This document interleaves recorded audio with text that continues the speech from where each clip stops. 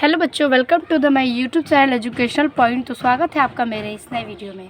आज हम लेके आए हैं हिंदी कक्षा 12 का यूपी बोर्ड परीक्षा के लिए जो ध्रुव यात्रा कहानी है, उस कहानी के कथानक की विवेचना। तो ध्रुव यात्रा कहानी की जो कथानक है यानी कि कथा साहित्य की विवेचना हमें इस कहानी में करना होता है। कई कहानियाँ जैसे कि पंचलाइट, कर्मनाशा की हार, बहादुर, खून का रिश्ता और एक है ध्रुव यात्रा। तो आज हम देखेंगे इस वीडियो में ध्रुव यात्रा कहानी के कथानक की विवेचना। ये 5 नंबर में पूछे जाते हैं और किस प्रकार से लिखने हैं आपको आज हम इस वीडियो में आपको बताएंगे। तो देखिए, सबसे पहले हम हेडिंग करेंगे कथानक और इसमें लिखेंगे कि ध्रुव यात्रा कहानी के कथानक ने प्रेम और त्याग की पराकाष्ठा ने मनोवैज्ञानिक धरातल पर विस्तार पाया है। ये जो ध्रुव यात्रा कहानी के कथानक हैं, ठीक है, वो क्या हैं? कह रहे हैं कि इन्होंने प्रेम और त्याग की पराकाष्ठा पर मनोवैज्ञानिक धरातल पर विस्तार पाया, यानी कि मानव के विज्ञान पर इन्होंने क्या किया? विस्तार पाया और इस कहानी को प्रेम और त्याग के बारे में लिखे।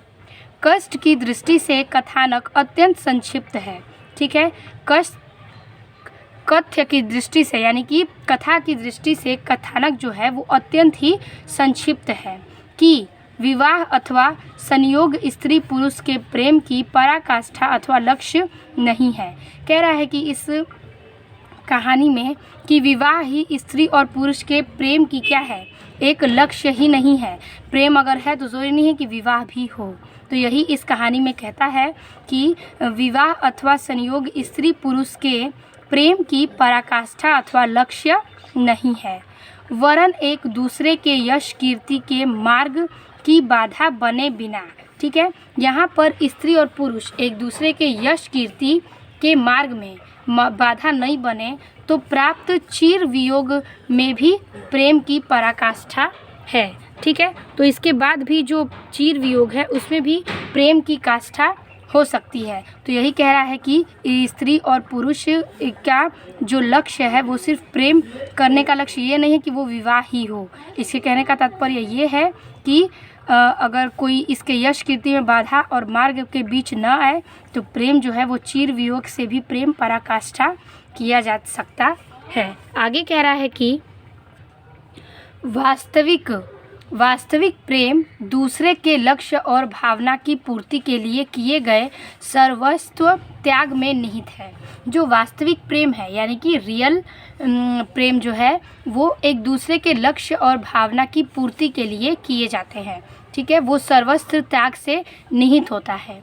कहानी के कथानक ने प्रेम में निहित त्याग और समर्पण के अंतर्दर्द की बड़ी कुशलता से व्यक्त किया है, ठीक है। कहानी के ये जो कथानक हैं वो प्रेम को निहित त्याग और समर्पण करने के लिए अंत द्वंद्व से बड़ी कुशलता का व्यक्त किया है, यानी कि उसमें बड़े त्याग और समर्पण का भाव व्यक्त किया है। यद्यपि कहानी की कथानक स्पष्ट, चुटीला और मार्मिक है, ठीक है। यद्यपि यानी कि इत्यादि और अथवा कहानी के जो कथानक हैं वो स्पष्ट, चुटीला और मार्मिक हैं, किंतु पात्रों के अंतर्द्वंद्वों की अभिव्यक्ति के कारण कुछ उलझ सा गया है। लेकिन इसमें जो पत्र के अंतर्गत आते हैं अभिव्यक्ति, उसके कारण ये कुछ उलझ सा गया है।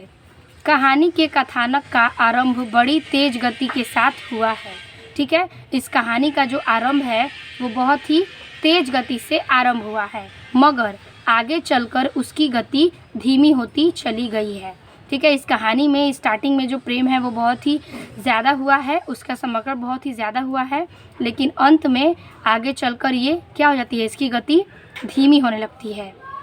इतना सब होने के उपरांत भी कथानक, ठीक है, इतना सब कुछ होने के बाद भी कथानक क्या करता है?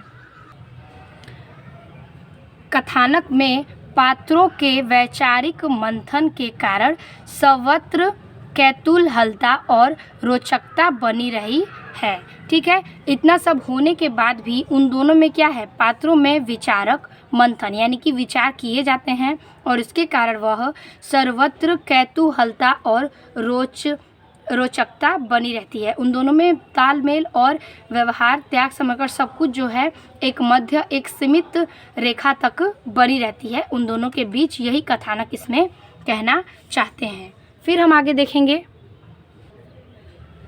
कि कथानक की एक विशेषता यह है कि मतलब कथानक की जो विशेषता है इस कहानी में वो यह है कि पात्रों के मानसिक द्वंद्व के साथ साथ पाठक के भीतर भी एक द्वंद्व निरंतर चलता रहता है। ठीक है, यहाँ पर कह रहा है कि जो पात्रों में मानसिक द्वंद्व है यानी कि मानसिक कारण, उसके साथ साथ पाठक के भीतर भी एक द्वंद्व निरंतर चलता रहता है। यानी कि उस पाठक के जो लोग हैं उनके भीतर भी ये विचार जो है निरंतर चलता रहता है, सोचते रहते हैं कि अमुक पात्र एक का ऐसा सोचना क्या उचित है। ये कह रहा है यहाँ पे कि क्या इसमें जो कहानी के नायक हैं उनका ये सोचना क्या उचित है। उसे यहाँ ऐसा नहीं करना चाहिए, उसे इस पात्र में ऐसा नहीं करना चाहिए, इस कहानी में ये चीज़ नहीं करनी चाहिए, उसे अब इस प्रकार की आचरण करना चाहिए। ठीक है, अब उसे दूसरे आचरण करना चाहिए जो लोगों के प्रति प्रभावित करे, अच्छी हो और उनका जो है वो व्यवहार सबसे अच्छा बना रहे। इस प्रकार कहानी का कथानक संक्षिप्त, रोचक, मार्मिक एवं व्यवस्थित है। तो इसी प्रकार जो कथानक हैं उनका संक्षिप्त, रोचक, मार्मिक एवं व्यवस्थित रूप से क्या है, एकदम स्थिर है। तो यही है कहानी में कथानक की विवेचना। आई होप आपको समझ में आ गया होगा। तो ये 5 नंबर का सवाल है, आपको इसे छोड़ना नहीं है और 5 नंबर आपको ये दे करके जाएगा क्योंकि बहुत इम्पॉर्टेंट है और कई बार पूछे गए हैं।